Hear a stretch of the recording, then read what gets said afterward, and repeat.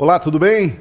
Lá vamos nós para mais uma edição do Última Análise aqui na Gazeta do Povo. Eu sou Marcos Tosi e tenho aqui comigo hoje no estúdio o Paulo Pozonoff Jr. Tudo bem, Paulo? Bem-vindo. Tudo bem, Marcos. Marcos? Estranho chamar Marcos, né? Pode Tudo bem, ser também. Tosi. Boa noite para você, boa noite para todo mundo que está nos assistindo. E no telão o André Marcília e o Leandro Narlock. Boa noite, Marcília. Tudo bem? Tudo certo? Tudo certo, Tosi? Boa noite a você, querido Pozonoff, nosso grandíssimo Narlock, toda a audiência do Última Análise. Narlock, como você está? Tudo certo? Pronto para mais uma? Tudo ótimo, turma. Tô bonito hoje, Tosi. Essa camisa de flanela aí era sonho de consumo na adolescência de muita gente, com a minha idade e com a idade do Marcília, assim, mais ou menos. Mas ele forçou a dizer que tá bonito, né? Não dá pra dizer isso. Não, ele tá remediado. Pronto, remediado. Mas vamos lá, hoje nós vamos tratar de um assunto que gera muita paixão e revolta. A criminalidade e sua irmã gêmea, a segurança pública. Mas antes eu convido você a conversar com a gente pelo chat, a dar o seu like e a espalhar este nosso programa para os seus amigos. Eu garanto que a conversa aqui vai ser de alto nível. Olha, consenso é fato. Quase todo mundo concorda que a criminalidade é um dos maiores problemas do Brasil. Mas quando se fala sobre soluções, aí as divergências se acentuam. Pois de um lugar mais improvável de um pequeno país da América Central, El Salvador, surgiu o que parte da população vê como uma esperança. Estou falando do presidente Nayib Bukele, que implementou uma política de tolerância zero contra o crime e as gangues. Graças a isso e ao encarceramento de milhares de pessoas, a taxa de assassinatos do país caiu 98% em pouco tempo. E hoje, a taxa é uma das mais baixas do mundo. Bukele não só se tornou um presidente popular, ele também é visto como um modelo por outros países que enfrentam explosão nos índices de criminalidade. Para se ter uma ideia, no Brasil de hoje, as chances de alguém morrer assassinado, levando em conta as estatísticas absolutas, são 10 vezes maiores do que em El Salvador. E antes de começar a discussão, e para a gente não ficar só no plano abstrato, eu queria saber de vocês, cada um dos colunistas, se vocês já tiveram sofreram algum tipo de violência ou testemunharam algum tipo de violência, porque já somos bem vividos, talvez tenha ocorrido com alguns de nós, né? Paulo? Tosi, já sofri sim, já faz tempo até. Bem, eu também morei no Rio, né? Então a chance de ter acontecido alguma coisa aumenta bastante. Mas aqui em Curitiba já tive assalto, já fui assaltado. E no Rio também, mas no Rio me apontaram uma arma e eu estava no carro e minha ex-mulher saiu correndo com o carro, tipo, dane-se se o cara atirasse. E também, assim, pessoas próximas, daí eu já tive coisa bem mais pesada, envolvendo até homicídio. Eu conheço bastante história de gente próxima, assim. Essa questão da criminalidade é uma coisa que, enfim, fez parte da minha vida e também faz parte de gente muito próxima. Pois é, Fez parte. Não, peraí, vamos esclarecer. Fez parte da sua vida, você está dizendo, como vítima. Da minha vida como vítima, não como algoz. Okay. E desculpa, algum de vocês aí, Marcília, Narlock, nessa ordem aí, algum de vocês também já vivenciou algo parecido? Hoje? Não, hoje não. Pode ser. Olha, eu já tive algumas experiências. Eu, quando era adolescente, eu vivia sofrendo pequenos assaltos ridículos, né? Então, sabe, você compra uma bala, o cara te assalta a bala. Eu uma vez fui comprar um ingresso para o jogo do Palmeiras, levei uma sacolinha, me roubaram o ingresso do jogo. Mas eu acho que a coisa mais bizarra que aconteceu comigo foi uma vez que eu estava num ponto de ônibus, também adolescente, e saindo da escola, e veio um cara com uma arma, ou com uma faca, não me recordo, enfim, e falou assim, me passa o tênis, e pegou o tênis que ele estava e me deu o dele. E eu fiquei um tempo usando aquele tênis dele, porque eu gostei do tênis dele, e minha mãe é que ficou revoltadíssima, um dia descobriu o caso, me fez jogar fora o tênis. Mas eu já estava ali praticando o escambo, vejam só, tamanha naturalização da criminalidade em São Paulo. E foi camarada esse rapaz que trocou de tênis com você, né? Porque ele não é normal essa gentileza, né? Narlock? Eu também, né? Acho que é uma história comum aí de todo brasileiro, várias vezes, né? Já estava parado aqui na Doutor Arnaldo, em São Paulo, ali na Cruzamento da Consolação, com o celular no carro, né, no painel. De repente ouço um estouro, assim. Parecia que um avião tinha pegado na minha janela, tinha batido na minha janela. Quando eu abro o olho, eu só vejo uma mãozinha tirando o celular. Confesso que o bandido era muito talentoso, porque ele fez tudo em menos de um segundo, assim, quebrou o vidro muito rápido. Em Curitiba, fui assaltado várias vezes, né? Morava no Capão da Embuia. Eu lembro que uma vez ali na Afonso Camargo, cheguei a entrar numa casa, pular o muro de uma casa, porque para fugir, né, da gangue que estava atrás de mim. Minha mãe estava numa farmácia em Curitiba, minha mãe e minha irmã, de repente passa um cara armado, leva tudo e tal. Aqui em São Paulo, já perdi celular. Esses dias entrei no bloco de carnaval, fiquei 2 minutos no bloco de carnaval, quando fui ver no meu bolso, tinham roubado meu celular. Então, até na Inglaterra, chegaram a roubar, para vocês verem como eu sou atento. Como? Aí foi merecido. Vai entrar em bloco de carnaval, mereceu. Você Aí foi só indo comprar ingresso do Palmeiras, e tá falando que o meu foi merecido. Quem mereceu mais aí, né? A gente tá dando risada, né? O assunto é sério, mas é assim mesmo, né? Está, de certa forma... É até um mecanismo de defesa, né? Natural que a gente... Por sorte... Mas o né, pior é ninguém... O pior é que ele deu mole, né? Mas também você deu mole, né? Que o carioca fala muito, né? Também a culpa foi sua, né? Você estava andando com o celular no bolso, imagina, que absurdo, né? Então, Otário, essa história foi otário. Tem a coisa do foi otário, né? Mas, enfim, o nosso tema, a provocação para o nosso debate hoje tem a ver com o presidente de El Salvador, o Bukele, e as soluções que ele arranjou para lá, né? Como a gente disse no início da nossa conversa, o índice de criminalidade despencou. O país que era um dos mais violentos do mundo, com mais de 100 mortes a cada 100 mil habitantes, caiu para menos de 2 mortes, mas a um custo de um Estado que exerce seu poder a ferro e a fogo. E será que esse modelo do presidente salvadorenho, será que ele, que serviu para um país de 6 milhões de habitantes, pode de alguma forma ser replicado no Brasil? Pelo menos traz algumas lições para nós? Começo contigo, Marcília. Olha, Tosi, a gente precisa olhar para o Bukele com um pouco de ressalva, né? Porque é muito sedutor o que acontece lá, né? Então, a criminalidade diminuiu 90%. Bom, você já fica um pouco encantado com isso. Mas esse é o problema. Também tem muita gente aqui no Brasil encantado com o fato de que a direita está silenciada pelo STF. Né, e gritando lá, força Xandão e etc, etc. Então é necessário que a gente tome cuidado com essas seduções feitas a partir de alguns autoritarismos ou a partir de se passar por cima da lei, ou do populismo do executivo, ou do ativismo do judiciário, sobretudo. Então, esse é o ponto. O ponto é que precisa dar certo um país de forma plenamente democrática. Não dá para dar certo de qualquer jeito, porque senão de qualquer jeito a gente sempre vai estar na mão de alguém. Então as minhas ressalvas em relação a esses resultados, claro, excelentes e louváveis e sedutores, é a que preço? Porque se o preço a ser pago para você ter uma segurança total dentro do país, uma estabilidade econômica, é você ter algum tipo de exercício autoritário de poder, bom, então aí a gente tem que começar a achar sedutor também a China. A gente tem que começar a achar sedutor também tudo aquilo que a gente critica o dia inteiro. Narlock, você também tem ressalvas quanto a essa licença para o Estado fazer o que quiser, né, que é o que ocorre hoje lá em El Salvador? Não, é evidente, né? Acho que o Marcília está certo nesse ponto. A gente reclama tanto aqui de avanços inconstitucionais e repressão e tal do STF, não vamos justificar para o outro lado.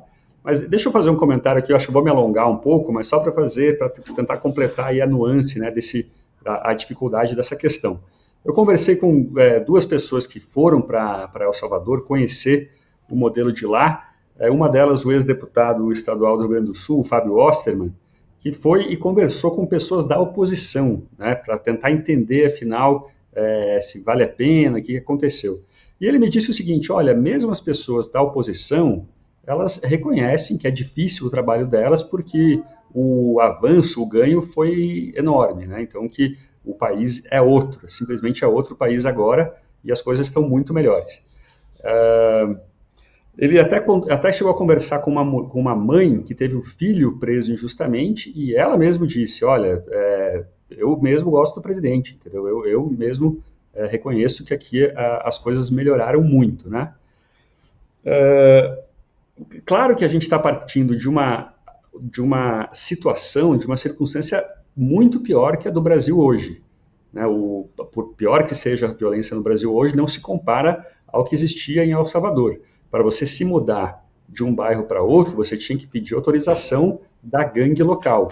Para entrar num bairro a passeio, você tinha que pagar pedágio para a gangue local. Então, por pior que esteja o Brasil hoje, ainda não está desse jeito. Mas eu acho que existe aí uma falsa dicotomia, né, que é a seguinte. Então, para a gente resolver a segurança do Brasil, a gente tem que passar dessa bagunça que está hoje, né, em que o bandido comete várias vezes o mesmo crime e não é preso, é solto pela justiça no dia seguinte, para um modelo como El Salvador, que ameaça garantias constitucionais. Isso, para mim, é uma falsa dicotomia. A gente não precisa chegar a tanto. A gente tem ainda outras frutas fáceis de se colher, né, como o pessoal fala em inglês, para avançar. Né? Então, primeiro, assim, ninguém pede muito, gente, não é nada de extrema-direita, não é nenhum extremismo, a gente só quer que bandido fique preso. Né? Em 2022, durante a eleição para presidente, um caso chocou São Paulo, que um motoboy, um rapaz de moto, ele executou um homem na frente da namorada, né? Esse assassino, ele era chamado na delegacia do Jabaquara de clínico geral, porque ele cometia diversos crimes, os policiais, a delegacia já conhecia ele. Como é que esse cara estava solto? E toda hora a gente noticia, a Gazeta muito bem noticia centenas de casos assim. Né?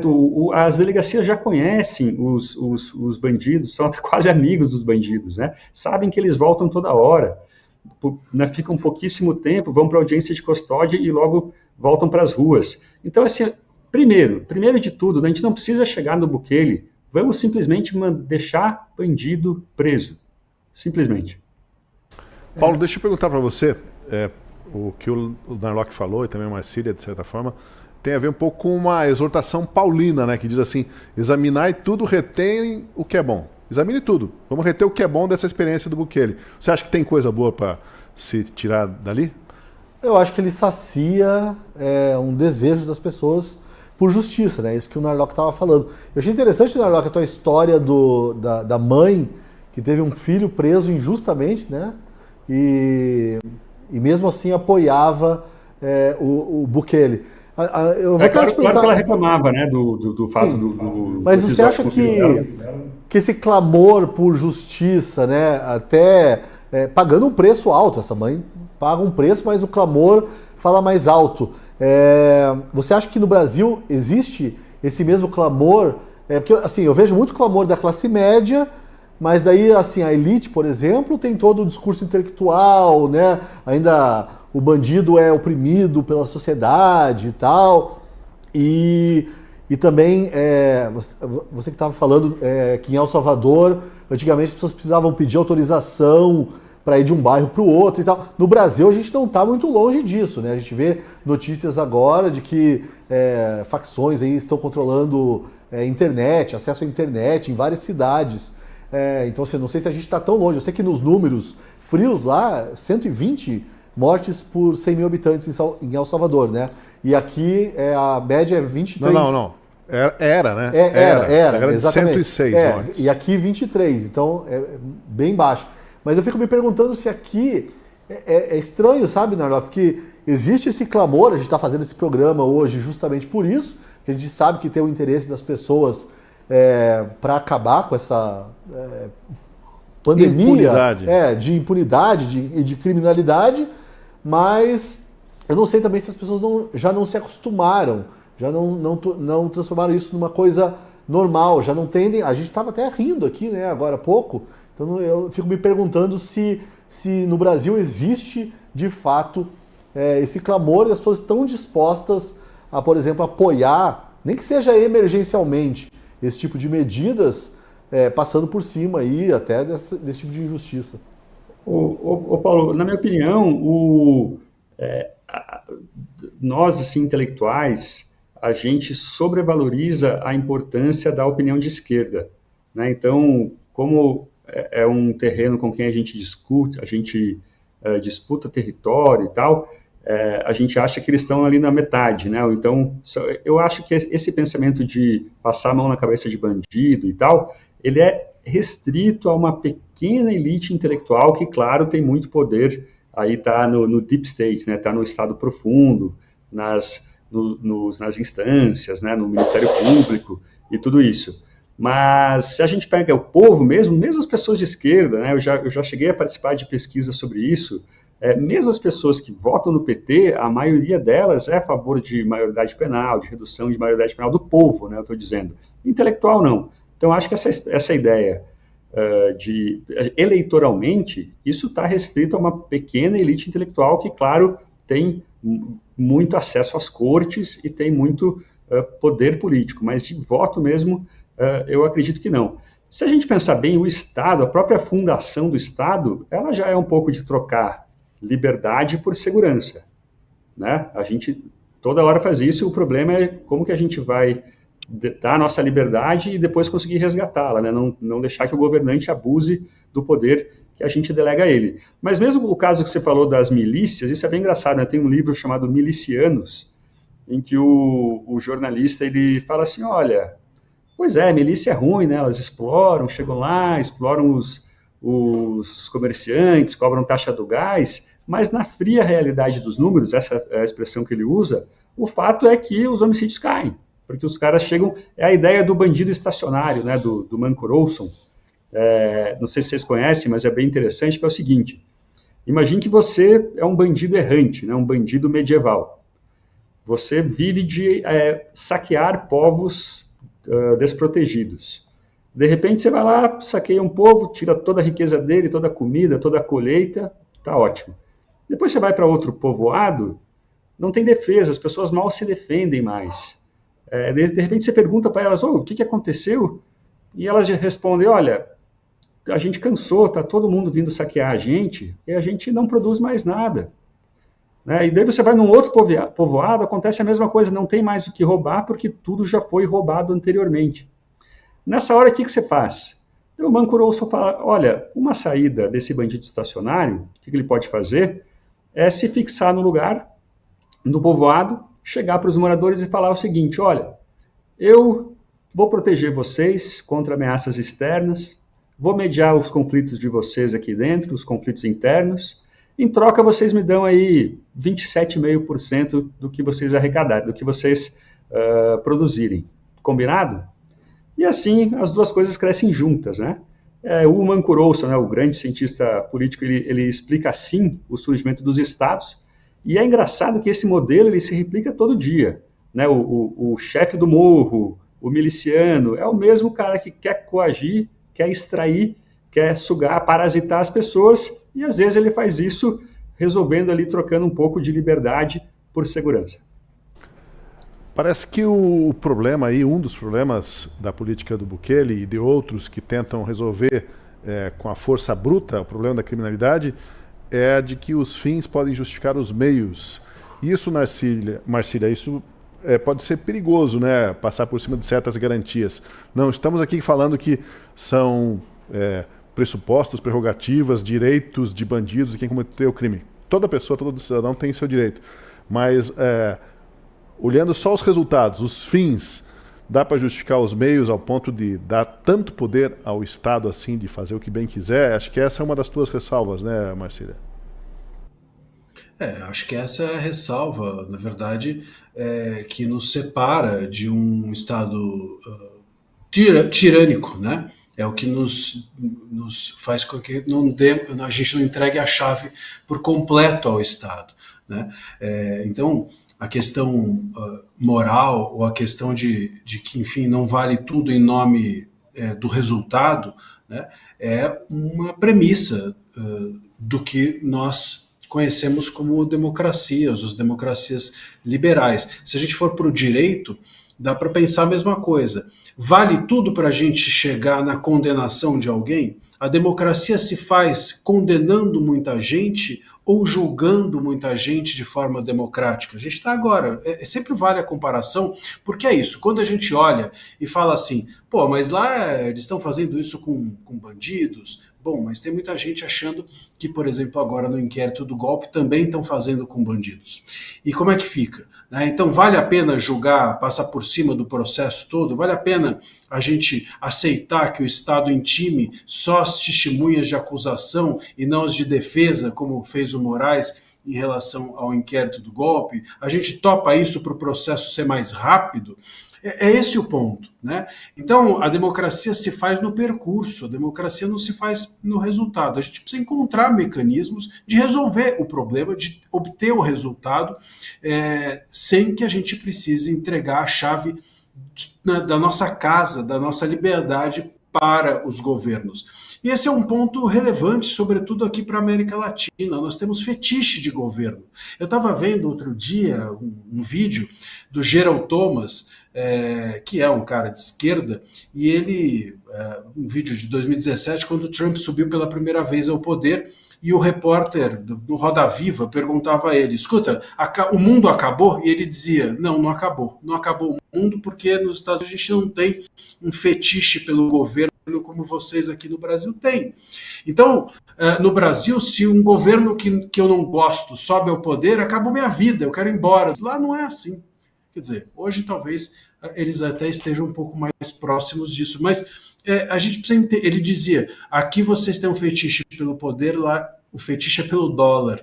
E de alguma forma, a nossa relação com o governo, que é muito parecida com os outros países da América Latina, faz com que a gente sempre ache que a esperança é alguém, ou a esperança é o governo. Veja, por exemplo, essa questão das milícias. Quando uma milícia, o Narlock estava dizendo isso, a milícia entra ali, se instala, faz uma banquinha, coloca a banca dela do poder e ela vira o Estado. Então ela começa a dar o gás, ela cede a internet, ela vira o Estado, ela faz a polícia. Aqui não pode entrar não sei quem, aqui ninguém assalta, ela cria regras, ela coloca um Estado no lugar do Estado. Nós não conseguimos viver sem o Estado, nem os bandidos conseguem viver sem o Estado. É um fetiche que a gente tem e que prejudica qualquer tipo de solução que não passe por um salvador, como acontece no caso do Bukele. Eu só quero... Você vai falar... Fale, Leandro. Um adendo rapidinho que o Marcília me lembrou um comentário do Osterman, que ele conversou com as pessoas lá e elas disseram assim, olha, algumas pessoas aqui, alguns políticos, né, de oposição ao Bukele estão nos Estados Unidos e estão com medo de voltar. E daí ele pensou, é mais ou menos o que acontece no Brasil, né, com o pessoal contra o STF. A diferença é que a gente não tem a revolução da segurança que eles têm lá. Né? Eu só queria levantar um ponto aí sobre o que o Marcília falou, porque a gente está falando muito aqui da punição. Eu acho que o Bukele ele sacia esse desejo das pessoas para que os criminosos sejam presos, sejam punidos de fato. Mas vocês estavam falando do Estado, né, da formação do Estado, e a gente até estava conversando hoje mais cedo, né, Tosi? Que me parece que o direito brasileiro pressupõe que as pessoas sejam capazes de se regenerar. E me parece que o Bukele ignora isso. Vocês não acham? Tem uma declaração do ministro do Bukele lá que eles acreditam na recuperação de criminosos comuns, mas certos tipos de criminosos, crimes hediondos, eles não acreditam na recuperação e aí o cara é encarcerado pro resto da vida mesmo.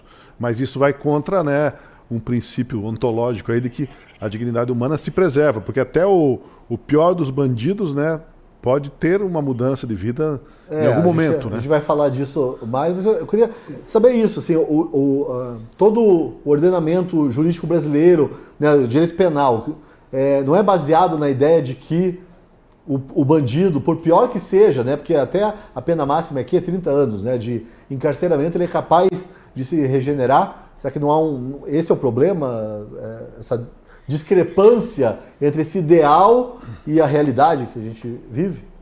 Eu acho que eu concordo com o conceito brasileiro, viu, Paulo? Tudo bem, a gente tem aí 5 a 10% de criminosos que são psicopatas e não podem jamais sair da cadeia, né? Eu já fiz uma reportagem muito tempo atrás, para Super Interessante, sobre psicopatas, entrevistei mães de psicopatas, né, de jovens psicopatas e psicólogos e tal, e eu lembro de uma psicóloga que ela disse assim, olha, para você saber se um guri é psicopata, tem uma forma muito fácil, um indício, né? A família, geralmente a família fala, por favor, deixa ele preso, não solta esse menino, deixa ele preso, porque a família já está tão exausta, tão cansada, que ela já considera o rapaz alguém que não consegue, não é regenerado, né? Então isso para uma pequena parte ali, 5 a 6%, enfim, 5 a 10%, pode ser verdade. Mas para a grande maioria, daí eu acho que eu vou aí na epidemiologia, né, da violência do mundo, né? A violência humana, ela é coisa de homem jovem, né? Na verdade, não só entre humanos, mas em chimpanzés também, outras espécies, quem comete violência são homens jovens com problema de status, né? Que o cara tenta compensar a falta de status no grupo de alguma outra forma. Tanto que até o Steven Pinker diz que, olha, a melhor forma de você diminuir a violência, a forma mais comprovada, se diminuir a violência de uma pessoa deixar diminuir as chances dela ser autora de um crime ou vítima de um crime, é o casamento. Depois que o cara casa, ele sai da rua e deixa essa disputa por status, né? Mas, então, se o cara fica 20 anos preso, é preso com 19 e sai aos 39, eu acredito que ele é outra pessoa, né? Ele, tudo bem, a cadeia tem lá suas heranças e tal, suas influências, mas ele é outra pessoa, então é preciso dar uma segunda chance que de esquerda que soa isso, né? Dar uma segunda chance, mas enfim, depois de ficar 20 anos preso, eu acho que sim. É bom a gente considerar certas questões, né? Ponderar, porque vamos fazer um exercício aqui, propor um exercício para vocês. Óbvio que o regime do Bukele conseguiu alguns resultados interessantes, como eu disse, a gente precisa examinar tudo e ver o que tem de bom naquilo, mas no Brasil, o exercício que eu proponho é o seguinte: quem que é o xerifão do Brasil? Alexandre de Moraes. Então imagine ele com amplos poderes para prender todo mundo, para perseguir quem ele bem quiser, né? E aí, hoje, a partir da ótica do Alexandre de Moraes, as penas de prisão no Brasil já são exacerbadas, né? Se a cabeleireira do batom pega 14 anos, ou até 17, um criminoso vai pegar uns 200, um cara que matou alguém, né? Então, para a gente fazer um exercício, imagine se você delegaria esse poder para o Alexandre de Moraes, por exemplo. Ele é o nosso Bukele. Quem que assina embaixo disso, a não ser alguns entusiastas do... Eu já passo para o Marcílio. Marcílio, deixa eu só falar aqui uma coisa rapidinho, que eu já escrevi sobre isso, Tosi, que uma vez eu perguntei para os leitores, será que vocês querem um Alexandre de Moraes para chamar de seu, né, que imponha todos os valores aí da direita, conservadora, sei lá, esses clichês todos, assim. E assim, a resposta que eu tive até foi bastante surpreendente. A maioria das pessoas, pelo menos, se manifestou dizendo que eles não querem a lei, a Constituição, respeito às garantias, não querem o Alexandre de Moraes agindo como um Bukele, né, para chamar de seu. Enfim, aí a gente tem que acreditar ou não nas pessoas. Mas o Marcílio quer falar.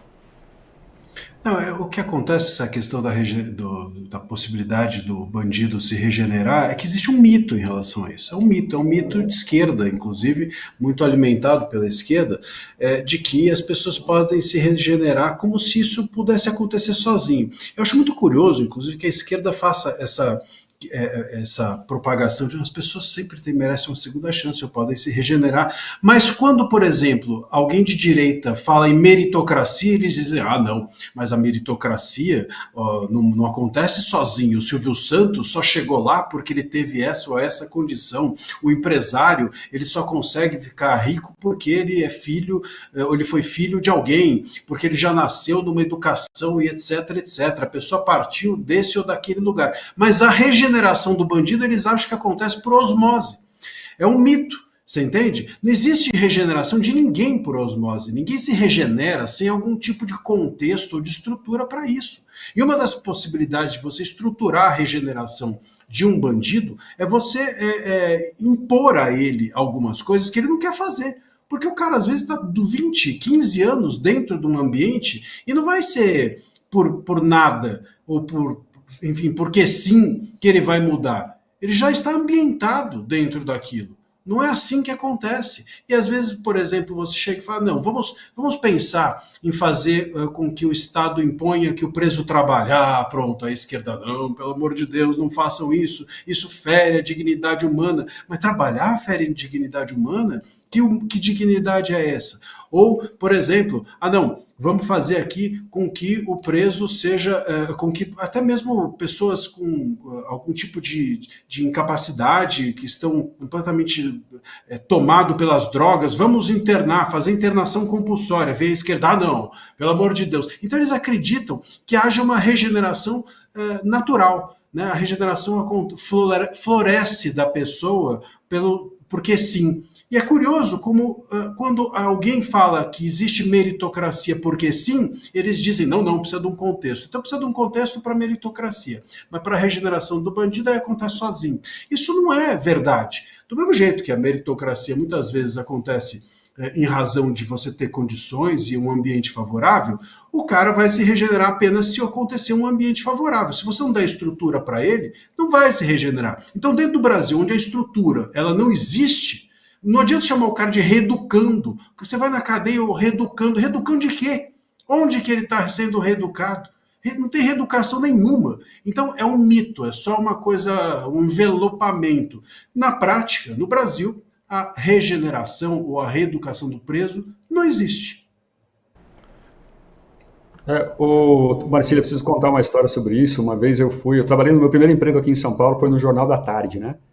E eu lembro que uma vez eu fui fazer uma reportagem num presídio feminino, e daí estava lá, fui recebido pela assessora de imprensa, da Secretaria de Segurança e tal, e ela falou, então, esse aqui é o jornalista, tal, e essa aqui é a reeducanda Maria, essa aqui é a reeducanda Joana, e de repente a Maria pega e fala assim, reeducanda nada, eu só é bandida mesmo.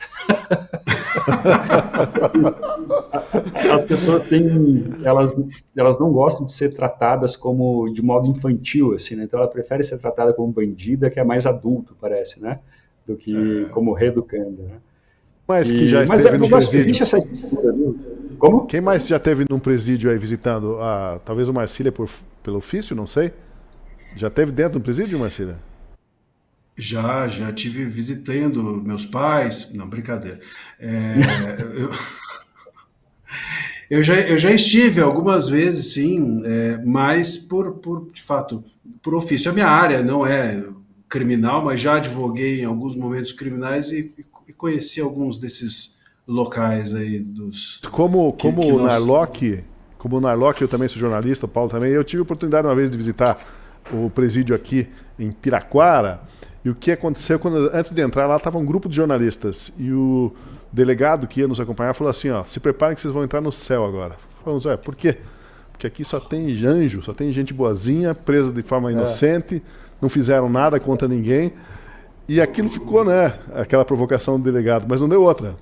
Nas primeiras celas, os presos já clamando, eu sou inocente, tio, me ajuda a sair daqui. Todo mundo lá não tinha feito nada. Eu tô querendo cometer um crime agora, porque o Narlock falou que as pessoas os homens, né, cometem crimes até por uma questão de status e tal, e eu daqui sou o único que não foi a nenhum presídio. Eu sou jornalista, mas aí fui xingado ainda pelo Narlock, que falou que nós intelectuais, né, pelo amor de Deus, Narlock. Ô Bozonoff, mas você irá, viu? Com esses seus artigos aí, não faltará. Trazendo um pouquinho para a nossa realidade aqui, olha, o ministro da Justiça, o Ricardo Lewandowski, tem criticado a ação da polícia e ele apresenta uma proposta de emenda constitucional que tira poder dos estados e dá ainda mais poder para o governo federal na área de segurança pública. Será que este é um caminho, não é um caminho de Bukele, é um caminho lewandowskiano? O que vocês acham dessa linha por onde o Lewandowski está traçando o combate à criminalidade? Mais poder para a União, mais poder para o governo federal e menos poder para as polícias estaduais. Marcília. Posso começar essa, Marcília? Olha, eu fui ler aqui bastante, passei o dia também ouvindo aí muita gente falando sobre isso, né? E vindo do Lewandowski, né, aquele cara que a gente sabe que já não tem aí um bom histórico, a gente já fica com uma pulga atrás da orelha. Mas o que me pareceu estavam falando lá de tirar a segurança pública dos estados e tal. Pareceu ter uma certa tempestade em copo d'água da oposição em relação a isso. É uma boa PEC? Não, longe disso, né? Ela não ataca os problemas da segurança pública no Brasil, passa longe de atacar a segurança. Mas tem algumas coisas um tanto óbvias, né, um tanto básicas. Por exemplo, ela prega aí a padronização de protocolos e de informações. Isso, para mim, é mais que necessário, né? Hoje em dia, por exemplo, você tem um psicopata, um serial killer aí. Ele pode muito bem matar várias pessoas sem ser percebido se ele for para estados diferentes. Então, um dia mata alguém no Rio Grande do Sul, pega um avião, vai para o Espírito Santo, uma polícia não conversa com a outra, né? Você só se sair na imprensa os dois casos e as pessoas começarem a ver semelhanças, que vai se notar que existe um serial killer no país, que senão fica cada informação retida em seu estado. Né? Padronizar a BO, boletim de ocorrência, é mais que necessário, isso parece um tanto básico. Mas eu não acredito que essa PEC passa longe de resolver o problema das audiências de custódia, né, que dão aí ao preso em flagrante, ao bandido, o direito de falar toda a sua versão para o juiz, sem acompanhamento do policial. Tinha que extinguir de vez as audiências de custódia para a primeira fase, né, para a fase de instrução do inquérito, enfim, acabar com essa impunidade do Brasil. A PEC não faz isso, então não acredito que vai dar nada. E ela muda também, né? Em vez da Polícia Rodoviária Federal, PRF, ela vai criar a Polícia Viária Federal. Né? Alguém acredita que mudar o nome da Polícia Rodoviária Federal vai causar alguma grande mudança no Brasil? Nada, né? Nada disso. Parece aí uma certa vingança em relação à Polícia Rodoviária Federal, que foi supostamente alinhada à direita no último governo, porque tira também poderes da Polícia Rodoviária Federal e limita a ação dela a patrulhamento de rodovias, ferrovias, etc. O que me assusta, Tosi, Leandro, Marcília, para usar um termo que é muito caro ao Marcília, né, fetiche. Esse fetiche da esquerda por centralização do poder, né? Eles realmente acreditam que um poder central lá, uma pessoa, que isso é eficiente. É isso que eu realmente não consigo entender, esse fetiche da centralização. Marcelo. Essa PEC, né, eu acho que, veja, claro, nenhuma PEC, nenhuma projeto de lei, ninguém é ruim por inteiro, né? Mas o Lewandowski, ele tem ali um projeto, né, a partir dessa PEC que é de centralização. E esse é um ponto que me chama a atenção, uma centralização às vésperas das eleições. Esse é o grande risco. Centralização de que jeito? A Polícia Federal, que é hoje vista como muito próxima do governo, vamos dizer assim, ou até mesmo de uma visão do governo, uma visão até mesmo ideológica, essa Polícia Federal ganha muito poder. Né? A Polícia Rodoviária Federal, como vocês bem disseram, o Tosi até mencionou, ela até muda de nome, né? Parece que muda de nome porque a Polícia Rodoviária Federal ficou marcada como uma polícia que estava muito próxima do Bolsonaro, na época do bolsonarismo e etc. Essas notícias correram o Brasil. Então agora parece que muda de nome até para tirar essa marca, e ela perde poder. Tanto que as ações da Polícia Rodoviária Federal precisam ser autorizadas. Né? Ela não tem autonomia, ela perde a sua autonomia e precisa de autorização para fazer diligências próprias, etc. Então, a gente está num lugar em que a Polícia Federal ganha muito espaço, a rodoviária menos, e os estados, né, os municípios, etc., que possuem ali uma relação muito mais próxima com a criminalidade e tem muito mais condições de dar as soluções às pessoas, eles perdem também espaço porque isso está centralizado no governo federal. Então, a minha impressão é que essa PEC, ela deixa uma herança da esquerda e do PT, mesmo uma herança póstuma, né?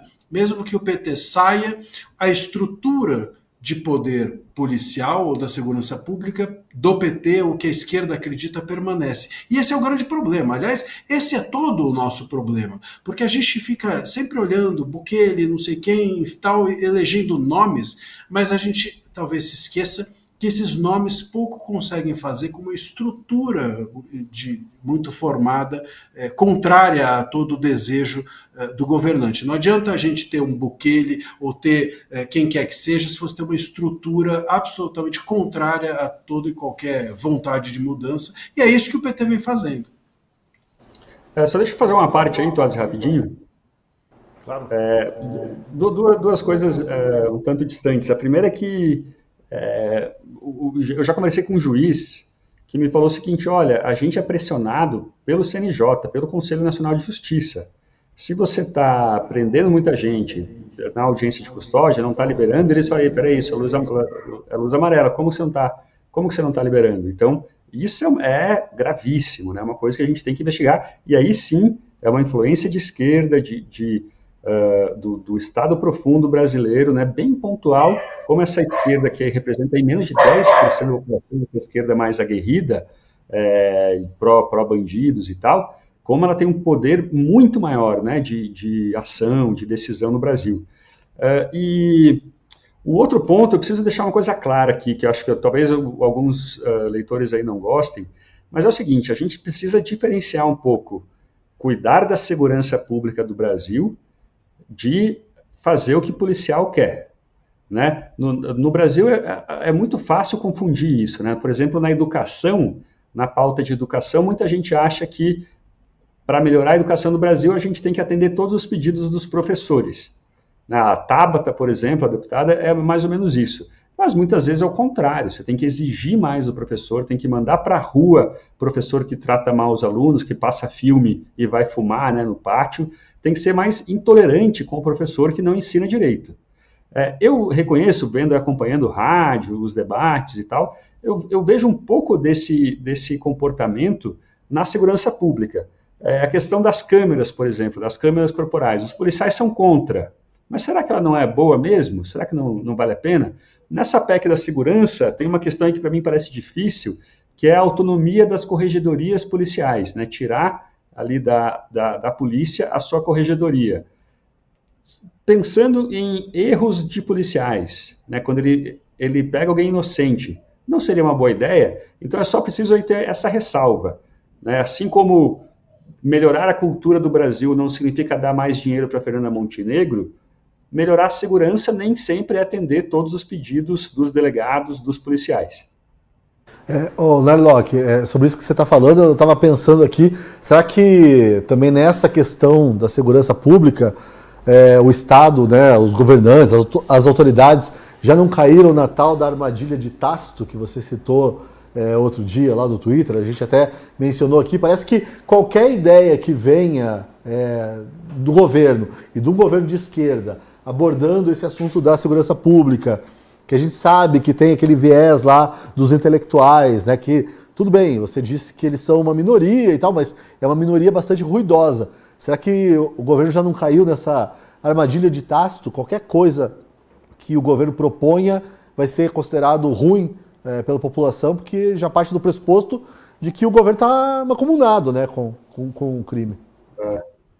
É verdade, né? Não importa o que o Lula faça, por mais sensata que sejam as suas falas, suas ações, não que ele tenha tido ações sensatas, mas por mais sensatas que ele fale, que ele possa falar, a gente sempre vai achar ruim, né? Essa é a armadilha de Tácito. Mas acho que além disso, viu, Paulo, nesse caso aí dessa PEC da segurança, ela foi mal divulgada, né? O Lewandowski, no começo ali, ele já falou de centralização das polícias, e isso causou um medo danado nos governos estaduais, e agora está todo mundo contra. Ele está tentando desfazer essa ideia, né? Incluiu lá um artigo dizendo que vai manter a autonomia dos estados, mas ninguém mais acredita.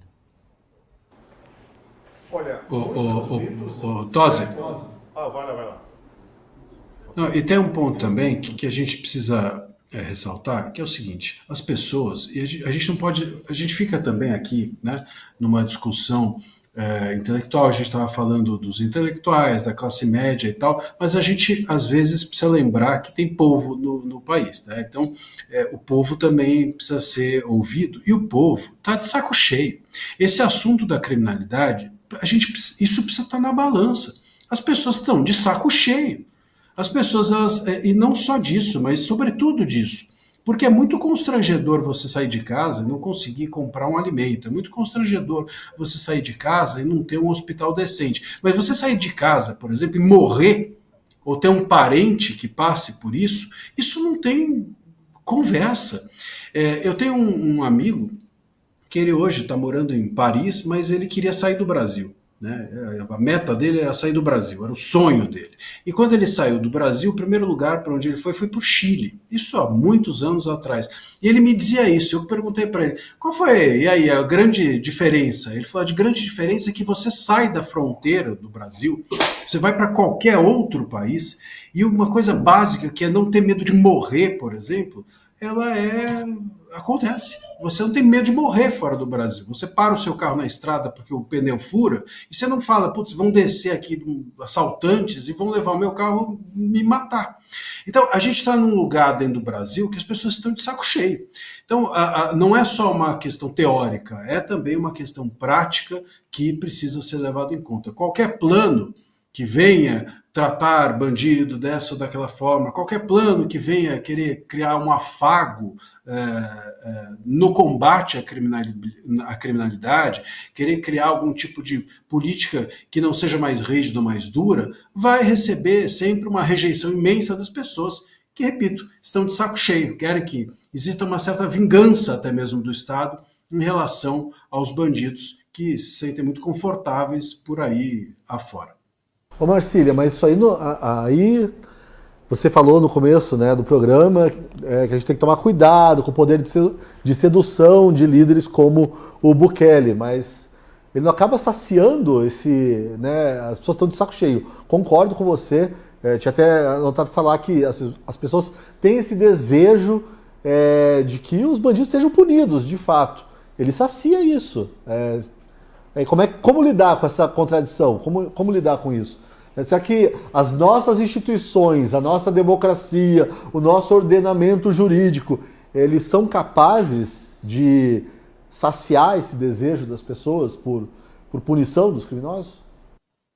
A gente precisa levar as duas coisas em consideração, né? O que eu quero dizer é o seguinte, não dá para excluir essa raiva do povo da equação, né? Como se isso não importasse.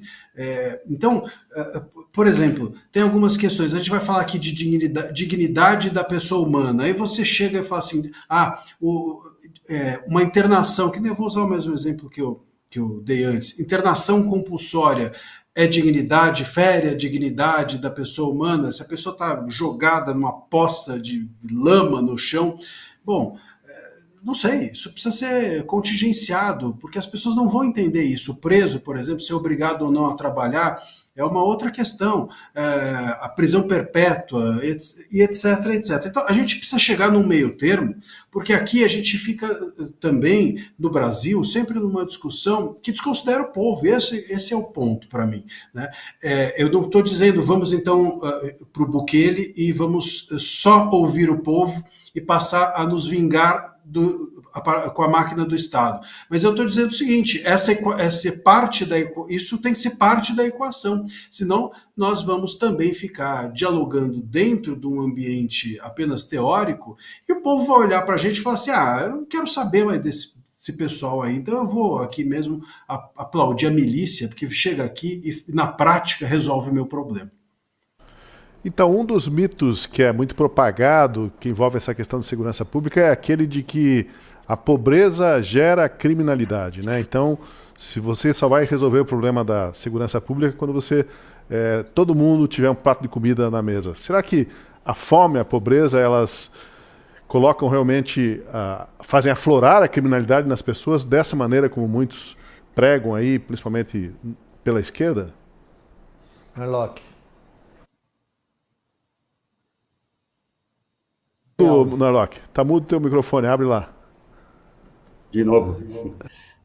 Tem um livro sobre isso, né, do Steven Pinker, Os Bons Anjos da Nossa Natureza, livro enorme, né, um catatal, que ele fala sobre ali a raiz da violência. É um excelente compêndio sobre violência humana e como ela reduziu, né, como ela caiu tanto aí nas últimas décadas e tal. Para vocês terem uma ideia, entre caçador-coletor, né, os Yanomamis, os índios isolados, 30% das mortes adultas são por violência. Né? Hoje, por mais violento que a gente esteja, a taxa é de 20 a cada 100 mil. Né? Então, a cada 100 mil habitantes, enfim, é muito menos.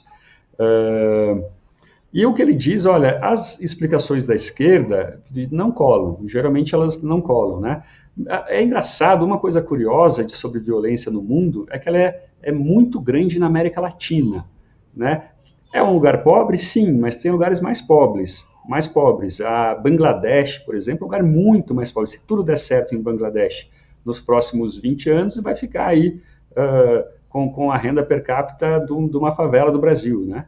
Então, e mesmo assim a violência é muito baixa. Né? Vários países da Ásia muito pobres, Vietnã e tal, tem violência baixíssima. Então, tem um pouco a ver com o ambiente urbano, com desigualdade, tem também, mas os fatores, acho que a gente vai falar um pouco mais sobre isso daqui a pouco, para mim é fator familiar, desintegração familiar, explica muita coisa, depois a gente fala um pouco mais sobre isso. Eu só quero fazer um comentário rápido sobre isso, que assim, virou piada, na verdade, né? Não só esse argumento aí, a Gazeta do Povo já publicou várias matérias sobre o assunto, né? É um mito, realmente, que a pobreza causa violência, né?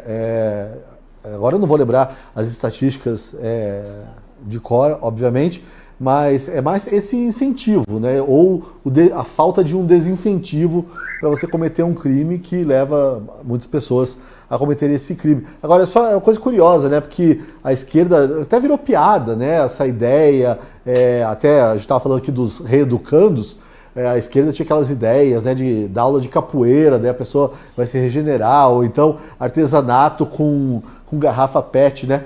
Eu acho curioso que para os presos lá do 8 de janeiro, eu não vi ninguém propondo ainda artesanato de garrafa PET, aula de capoeira, nem nada, né? Nesse caso, eles acreditam realmente que a força ali, o encarceramento por 14, 17 anos resolve. Ô Pozonoff, e você sabe que é curioso que você falou num ponto interessante. A mesma esquerda, né, que tem essa visão feroz com o pessoal do dia 8 e que tem uma visão muito branda com os bandidos que não cometem crimes de opinião, mas é curioso como existe uma imensa raiva justamente nesse lugar, no lugar em que pessoas falam, e por falar elas devem ser punidas. Veja como há um rancor, uma vontade de punição com o pessoal do dia 8, uma vontade de punição quando algum político de direita faz alguma coisa decorrente da fala, enfim, se manifesta e etc. Então, a gente precisa entender, né, que o brasileiro ele é culturalmente autoritário. Todos os brasileiros, né? A esquerda, a mesma esquerda que afaga de alguma forma o bandido, ou parte da esquerda que faz isso, ela é absolutamente autoritária e punitiva quando alguém de direita diz algo que ela desgosta, quando crimes contra a honra, por exemplo, atingem os seus adversários, quando a bola está com ela. Nós no Brasil, eu sempre digo isso, defendemos interesses mais do que valores. Isso faz com que, quando o nosso adversário está sendo punido, a gente vai lá e faz força no chicote. Quando o chicote está na gente, a gente chega e fala, opa, direitos humanos, dignidade da pessoa humana, enfim, e a gente usa esses chavões. Mas a gente não acredita nesses chavões. A verdade é que, culturalmente, nós somos muito autoritários.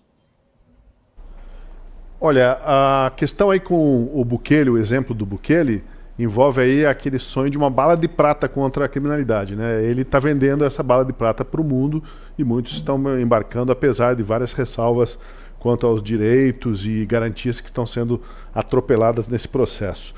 Mas será que é possível para a segurança pública ter uma espécie de plano real de combate à criminalidade? Por que a gente cita o plano real? Porque antes do plano real houve plano cruzado, cruzado 1, cruzado 2, plano Collor, uma série de planos que não deram certo.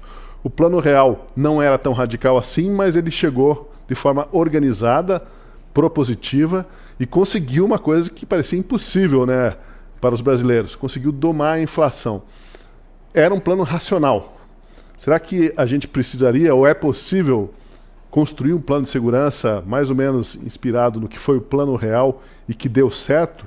Ainda que, claro, atualmente a inflação anda assustando aí por causa de algumas barberagens fiscais do governo, mas o Plano Real foi um divisor d'águas, né? Seria possível isso na segurança pública? Ô, Tosi, eu gostei muito, assim, eu não sei, foi no começo do ano que eu li alguém falando sobre um plano real da segurança pública e tal. Eu gostei muito dessa comparação. Eu acho que até o Marcílio e o Narlock já falaram sobre isso. É o ideal, né, que as instituições funcionem de uma forma realmente harmônica e tão eficiente quanto possível para um Estado que é, por natureza, ineficiente. Agora, eu fico me perguntando duas coisas. Será que as pessoas têm paciência? Porque o Plano Real, você lembra, né? Exigiu alguma paciência das pessoas também. Teve lá a URV, a transição. O URV, isso, exatamente. Teve uma valorização, né, da moeda brasileira que afetou várias empresas e tudo mais. Enfim, tem que ver se as pessoas vão ter paciência, estão dispostas a alguns sacrifícios, não sei quais.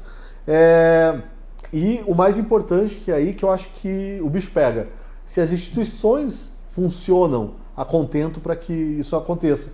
E eu acho que as nossas instituições hoje em dia estão num baita de um descrédito, né? Então acho que é aí que o calo aperta mesmo. Pois é, olha, que tá inflacionada a violência no Brasil, isso a gente não tem dúvida, né? Como funcionaria esse Plano Real? Eu não sei, na verdade eu fico pensando o seguinte, mesmo o Plano Real hoje, será que ele conseguiria ser implantado? Será que o governo ia conseguir implantar? Provavelmente ali algum empresário que lucrasse com o overnight, né? Lembra do overnight, aquela aplicação que dava muito dinheiro com a inflação, ia contratar lá o IDP ou o escritório de advocacia da mulher do Toffoli, eles iam entrar com uma liminar contra o Plano Real, entendeu? Então, o Plano Real não sairia hoje se fosse implantado hoje, né? Muito menos da economia, nem da segurança. A ideia é ótima de texto aí, viu, Narlock, que você acabou de dar. Realmente, imagine a briga no Twitter do pessoal. Eu acho que o Paulo Pozonov vai fazer uma crônica sobre isso, hein, Paulo? Tenho quase certeza. E é um bom tema. Agora, se a gente for pensar, né, esse Plano Real foi um plano pensado com calma, etc., exigiu ali muitos acordos para que essa paciência pudesse ocorrer, né? Mas o Brasil ele tem isso raramente, né? Acontece isso pouquíssimas vezes. Se a gente for pensar, por exemplo, até para fazer essa analogia econômica que está sendo feita, o Collor ele tentou com a Zélia fazer o que o Bukele está fazendo ali com a segurança pública.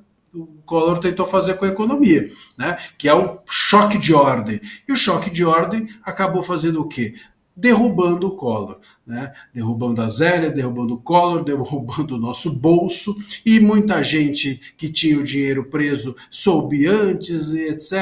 E aí, enfim, essas pessoas tiraram antes porque conheciam não sei quem. Então, assim, no Brasil é difícil a coisa dar certo, porque as pessoas sempre se colocam acima das instituições. As instituições são realmente enfraquecidas e cada vez mais vem se enfraquecendo em termos de credibilidade popular. Então, é difícil pensar que nós conseguiríamos levar adiante, seja um plano real, seja um choque de ordem. No Brasil, nada dá certo. Até o plano real acabou com o tempo se esvaziando.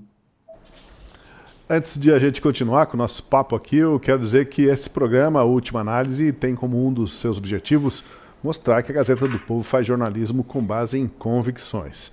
E entre essas convicções está a convicção de que todo ser humano é digno. Mas aí alguém pode perguntar, todo ser humano mesmo, até os criminosos? E eis o que diz a Gazeta do Povo. Os piores facínoras perderam sua dignidade moral porque assim o quiseram, por suas escolhas. Mas a sua dignidade ontológica se preserva. Nesse sentido, os maiores crápulas são tão dignos quanto os maiores heróis. E é a raiz do incrível poder de redirecionar a própria vida, de voltar a dar sentido a ela, mediante o arrependimento, até o minuto final de sua existência. Pois então, num país assolado pela violência como o Brasil, onde o assassinato, o latrocínio e o estupro se tornaram tão corriqueiros que não chamam mais atenção, é difícil defender a dignidade intrínseca a todos os seres humanos. Como lidar com esse dado da realidade e a dessensibilização das pessoas em relação à possibilidade de recuperar o ser humano? O Marcília falou ali que não se recupera assim por osmose, né, Marcília? Que é preciso trabalhar com esse cidadão em várias esferas para recuperá-lo. Mas, mesmo o pior dos criminosos, Paulo, tem a sua dignidade preservada. Eu acredito que sim, né? Até quando o Marcília falou ali, não, ninguém se regenera, depois ele colocou esse adendo, né? Por osmose e tal, sem algum tipo de reeducação, não é essa palavra. Mas sim, passando por uma punição, aprendendo alguma coisa, né? Aprendendo que o que ele fez é errado, e se arrependendo, como diz ali a convicção da Gazeta. Eu acho essa convicção da Gazeta a mais difícil de as pessoas entenderem e assimilarem. Assim. É muito complicado, ainda mais quando ela é aplicada nesse assunto da criminalidade da segurança pública. Eu estava me lembrando hoje que há algum tempo a gente fez um programa da Gazeta, a gente tinha um programa sobre cinema e séries também, e a gente estava discutindo um documentário, uma série documental sobre a Daniela Pérez. Vocês lembram do assassinato da Daniela Pérez, né? E daí eu apanhei pra caramba, assim, porque eu ficava pensando lá no assassino, Guilherme de Pádua, né? Teoricamente, tá? Teoricamente. Ele, assim, cumpriu a sua pena, teve direito lá às progressões de pena, né? Que estão no Código Penal e tudo mais, mas dizia que tinha se arrependido do crime e estava tentando reconstruir a sua vida.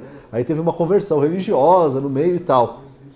E assim, as pessoas não aceitam a ideia de que a pessoa se regenerou. Eu acho que é muito difícil para as pessoas que são vítimas de crimes violentos ou conhecem pessoas que foram vítimas de crimes violentos, acreditarem nessa capacidade de regeneração de uma pessoa aí, com as ressalvas que estão contidas na convicção da Gazeta do Povo, com arrependimento, né? E também depois aí, como a gente está falando da criminalidade, passando um tempo na cadeia, idealmente. É bastante difícil, porque assim, aí a gente vai cair num assunto que a gente já comentou aqui nesse programa também, que a justiça está muito associada, né, à ideia de vingança. O Marcília falou assim que o brasileiro é autoritário e tal, mas acho que não é o brasileiro só, né? Nesse ponto é da natureza humana, né? Esse instinto, sei lá, de se vingar. Obviamente que a razão e até eu acho o cristianismo vieram para acabar com esse ciclo de vingança, de ressentimento e tal. Mas enfim, é muito, muito difícil mesmo explicar para uma pessoa que até um facínora, de alguma forma, é digno. Esses dias eu estava conversando com um juiz até sobre isso, né? Tem um dado da CNJ que eu acho que é um dado que até a Gazeta podia fazer uma matéria sobre ele, dizendo que menos de 3% das pessoas que são liberadas em audiência de custódia voltam a cometer crimes. Me pareceu muito estranho esse dado, que eu acho que eles consideram voltar a cometer crimes pessoas que são condenadas em segunda instância. Como ninguém é condenado em segunda instância no Brasil, então não significa que a pessoa não tem outras passagens pela polícia, né? Isso era uma coisa a se investigar.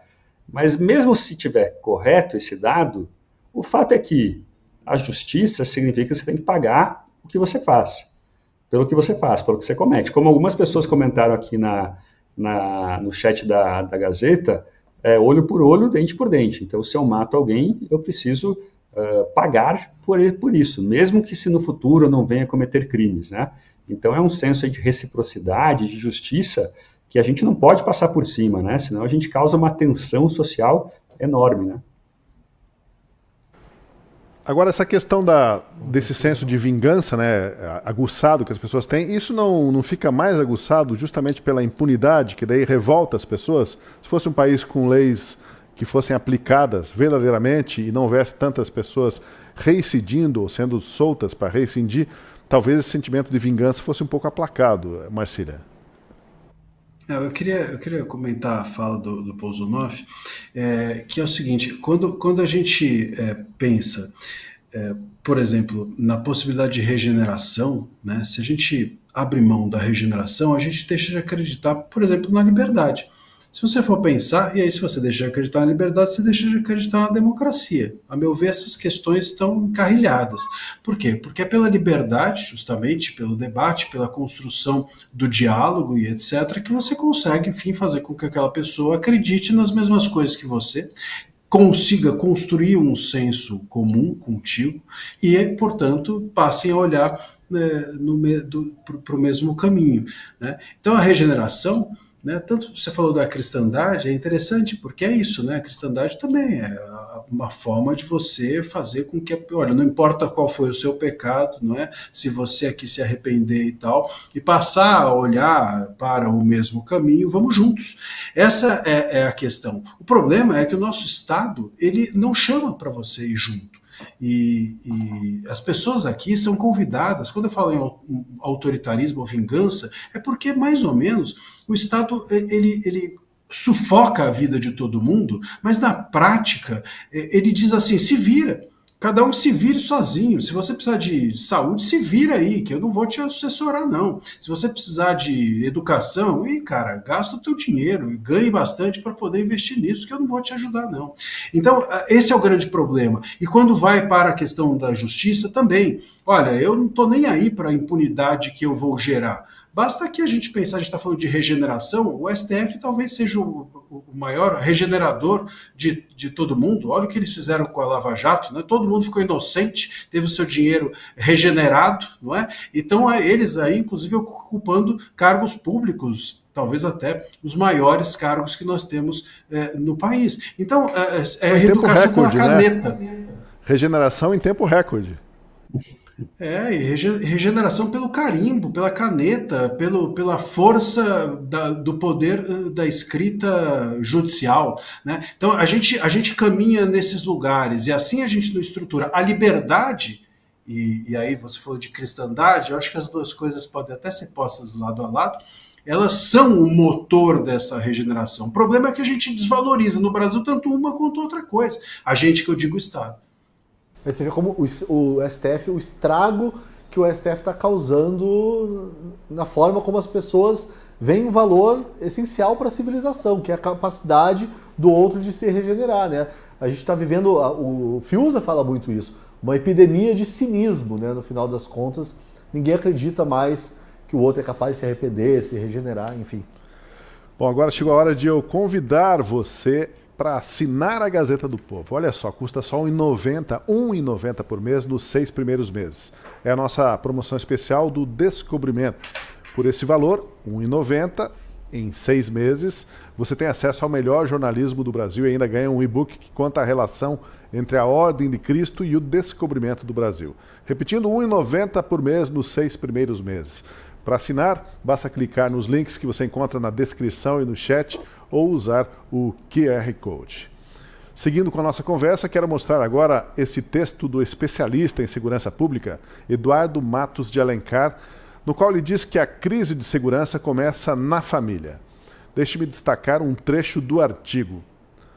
Falta de amor materno, casos de abuso e negligência parental, por exemplo, costumam estar associados com a falta de empatia no desenvolvimento da personalidade. Um fator diretamente ligado à ocorrência de crimes, especialmente aqueles que envolvendo algum nível de psicopatia. Supervisão deficiente ou disciplinamento irregular, por sua vez, afetam diretamente no autocontrole dos jovens, isto é, sua capacidade de adiar gratificações, impondo barreiras para o gerenciamento de condutas, tendo em vista as normas estabelecidas. Dependendo da pesquisa que se considere, outros fatores podem ser considerados, todos eles relacionados à família. Então, vocês, comentaristas, colunistas, tiveram acesso a esse texto. Vocês concordam, discordam? O que vocês têm a dizer sobre o papel da família destacado pelo colunista? Narlock tem muito para falar sobre isso. Narlock, você começa. Pois é, eu gosto muito desse assunto, concordo bastante com o texto. Essa é uma história antiga, né? Uma história bem interessante, na verdade, tem até um cancelamento aí no meio. Em 1963, um sociólogo americano que trabalhava no Departamento de Trabalho dos Estados Unidos, o Daniel Moynihan, que depois virou senador do Partido Democrata, ele foi encarregado de entender por que o seguro-desemprego dos negros americanos estava subindo tanto. Ele foi a campo, foi analisar, foi para a periferia de Chicago e tal, e ele percebeu que era engraçado porque você tinha pedidos de assistência social subindo, mas o desemprego dos negros estava baixo, né? Então, o que explicava como essa contradição, essa tesoura, né, ele chamava tesoura de Moynihan, se explicava? E ele foi a campo, ele escreveu um relatório confidencial, né, o Moynihan Report e tal, o relatório Moynihan, e disse, olha, está tendo uma epidemia de famílias dilaceradas, de mães solteiras, né, de pais que abandonam a família, e isso causa o que ele falou, ele usou o termo emaranhado de patologias, né, que é tudo isso que a gente viu nesse ótimo artigo da Gazeta. Então, menos rendimento escolar, mais abuso de drogas, mais criminalidade, mais desemprego. Então, é um emaranhado de patologias sociais. Esse artigo ele era secreto, era confidencial, mas acabou vazando para a imprensa. A Newsweek, se não me lembro, ou a Time, uma das revistas, publicou um artigo sobre esse relatório e ele foi canceladíssimo, né? O Moynihan as feministas falaram assim, como é que você está dizendo que as mães não são capazes de cuidar dos filhos sozinhas, né? Os negros também reclamaram, falando que chamaram o Moynihan de racista e tal. Até a expressão que se usa, culpar a vítima, ela surgiu com um livro contra o relatório Moynihan, né, nos anos 70, se não me engano. E o problema é que, depois disso, todo mundo viu que o Moynihan estava certo, né? Você tem pesquisas e mais pesquisas, assim um dado, quase um consenso, né? A quantidade de dados que você tem sobre a ausência paterna e as patologias sociais. Então, o engraçado é que, por causa disso, né, dessa profusão aí de famílias desestruturadas, a gente teve um aumento enorme de violência. Então, é muito interessante como um tabu, né, um tabu das ciências sociais impediu que a gente evitasse um problema de criminalidade. A gente não quis olhar, os intelectuais, aí, amigos do Bolsonaro, não quiseram olhar para o problema e o problema foi crescendo e crescendo. Teus amigos aí. Eu já escrevi sobre isso aí, sobre as bases morais, né, da violência também. Essa coisa, o Eduardo Matos de Alencar escreve isso ali no artigo, essa incapacidade de atrasar gratificação, né? As pessoas querem tudo para agora, querem o tênis do Marcília, o cara queria aquele tênis para agora e tal, incapaz de pensar que tem que caçar uma oportunidade, trabalhar, enfim, para conseguir o que ele quer. Agora, só voltando ao Bukele também, porque eu estava pensando, né, a gente tem esses índices, esses números frios, caiu 98%, né? 98%. Os homicídios, a gente vê lá milhares de pessoas encarceradas, o lugar parece que virou assim um paraíso. Mas será que o Bukele está atacando esse negócio das famílias, esse problema das famílias, essas bases morais da violência? E também é uma coisa que eu acho que a gente tem que ter esse olhar, que não adianta nada, né? Ele está lá encarcerando, não acredita na regeneração. Aqueles jovens, eu vi, as imagens mostram muitos jovens, né? Vão ficar presos anos e anos, mas se não tratar aí essas bases morais, e aí, como é que... Sobre essa questão da família, Marcília, eu ouvi uma vez o psicólogo dizer o seguinte: se esse camarada, se esse bandido, né, se esse contraventor, se ele trata desse jeito a mãe e o pai, né, com desrespeito total e comete violências, imagina que não vai cometer contra um estranho na rua, contra qualquer outro cidadão. Só para dar a dimensão do problema que começa na família mesmo, né? Começa da família, começa a formação do indivíduo, né, ela está dentro da família. Você vai ser depois do Estado, né? Quando você for inserido no Estado, você, enfim, vai levar a sua formação. Aliás, é interessante isso, o artigo, de fato, é excelente, mas me ocorreu agora algo que a gente sempre fala a respeito da escola, né? Que a escola, ela é o lugar onde você vai criar um antídoto para o exagero até do mimo que a família muitas vezes oferece à criança. Então, essa relação, né, de você receber uma formação dentro de casa, mas você também se colocar em contato com o outro dentro da escola, quando a criança passa a ter a idade para isso, dá a dimensão de, opa, eu sou alguém, a minha formação está aqui dentro de casa, mas a minha relação com o outro precisa também ser tratada, precisa ser estabelecida, e com isso eu vou ter limites sociais, com isso eu não vou poder fazer tudo que eu quero, não vai ter tudo do meu jeito, e isso vai construindo o indivíduo, né? Agora, hoje em dia, as famílias estão delegando para as escolas as funções de formação do indivíduo, né? E as escolas estão batendo palma para os alunos como se eles fossem meros clientes, ou para os pais dos alunos, dando tudo o que eles querem, são eles aqueles que vão mimar os alunos, e você vai com isso criando até uma deformação na formação do indivíduo. Eu me lembro, até como experiência pessoal, tem uma história que eu acho bonita, minha, que o meu interesse, por exemplo, pela literatura, eu sou formado em Direito, mas também sou formado em Letras, e o meu interesse por literatura, ele nasce porque o meu pai, até hoje, meu pai está com 80 anos, mas meu pai é uma pessoa bastante silenciosa. Então, eu comecei a perceber que ao ler livros, eu conseguia dialogar sobre os livros com ele. E ele começava a ler os livros que eu lia para conseguir também dialogar comigo. E a gente estabeleceu uma relação de afeto a partir da literatura. Quer dizer, olha como uma questão social é tomada por uma individual. Então, é muito sério quando, dentro das famílias, você permite que a criança faça o que quiser, tenha todas as deformações, muitas vezes até que o wokeismo hoje propicia as famílias, ou impõe as famílias, né? E aí depois sai a formação daquelas pessoas, aquelas meninas com franjinha pai ausente, as meninas de cabelo azul, os meninos, enfim, acreditando que o mundo é deles, enfim, e aí fica difícil a gente apostar no Brasil assim. Olha, para vocês verem como a Gazeta do Povo é um jornal verdadeiramente plural, e as nossas... Plural não, né? Plural. E as nossas convicções não são um cabresto intelectual, as pessoas têm liberdade aqui para manifestar as suas opiniões. Em um outro texto, esse mesmo escritor, o Eduardo Matos de Alencar, diz que as alternativas para a questão da criminalidade no país hoje são duas: a buquelização ou o narco-estado. Ou fazemos como Bukele, diz ele, ou teremos o narco-estado instituído. Será que o Brasil caminha muito mais para o narco-estado do que para a buquelização no momento atual? Ou é um exagero retórico do nosso autor ali? Eu acho que a gente, quando analisa esse fenômeno Bukele, a gente precisa ver se... As pessoas falam, não, é facilmente reproduzível aqui no Brasil. Apesar de, lá é um país de 6 milhões de habitantes, aqui nós estamos em 210 milhões de habitantes.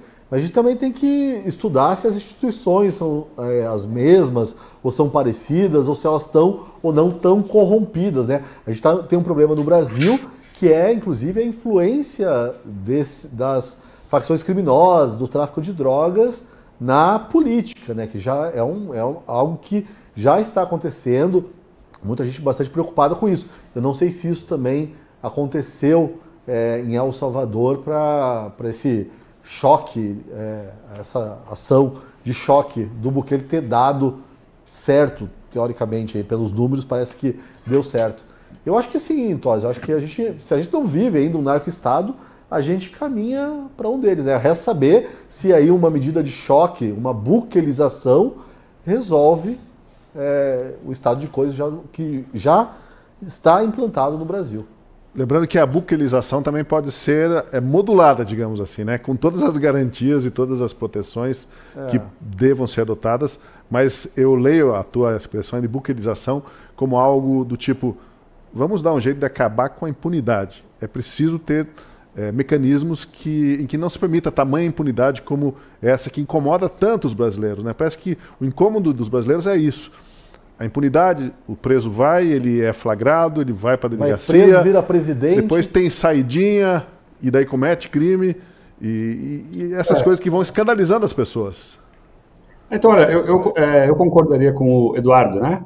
Se a gente tivesse aí uma punição exemplar e mesmo assim não estivesse dando certo.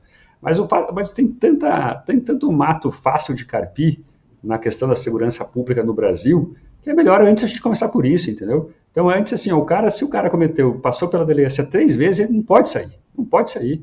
Esse cara tem que estar na cadeia, tem que passar 2 anos, 3 anos na cadeia. A gente não precisa pedir muito. Vamos se espelhar aí no sistema da Inglaterra. Então, uma amiga minha teve um celular roubado na Inglaterra. A polícia conseguiu achar as adolescentes que a assaltaram. Ficaram 2 anos e meio presas. Pronto, sabe? Por um simples celular é pouco, tá? Pode ser mais. Mas desde que fique na cadeia já é um avanço. Então, antes vamos carpir esse mato que está avançando para dentro de casa. Se não der certo, a gente começa a pensar em uma coisa mais grave, né? Uma coisa ainda pior, ainda mais eficiente.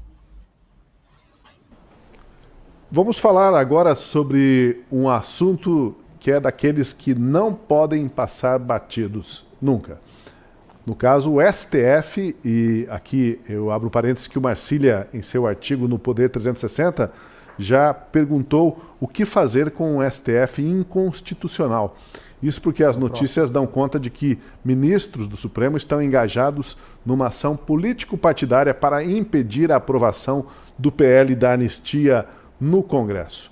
E eu pergunto, se o STF está cada vez mais politizado, pode ser que essa mesma política acabe lá na frente forçando os ministros a voltarem para os seus quadrados.